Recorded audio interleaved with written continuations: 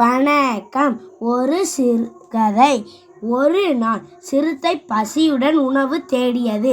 அப்போது ஒரு கருப்பு மானையும் புள்ளி மானையும் கண்டது. அவை இரண்டும் மலையடிவாரத்தில் மேய்ந்து கொண்டிருந்தன. சிறுத்தை மிகுந்த எச்சரிக்கையுடன் மலையடிவாரத்தருகே சென்றது. ஆனால் எதை தாக்கி என அது முடிவு செய்யவில்லை. அதே நேரத்தில் சிறுத்தையை பார்த்த மான்கள் இரண்டும் வேகமாக ஓடின. பிறகு அவை இரண்டும் இடது வலதாக பாதையில் ஓடின.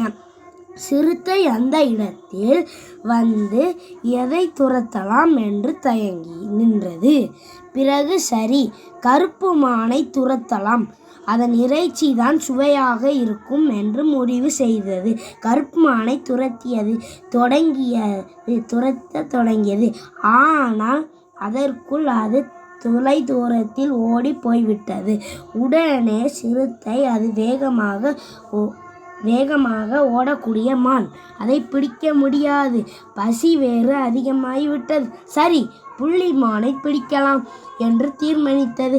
மற்ற பாதையில் ஓடியது. ஆனால் புள்ளிமான் எப்போதே பஞ்சாக பறந்துவிட்டது. முக்கியமான நேரத்தில் முக்கியமான முடிவை விரைவாக எடுக்க வேண்டும். சிந்தியுங்கள். நன்றி.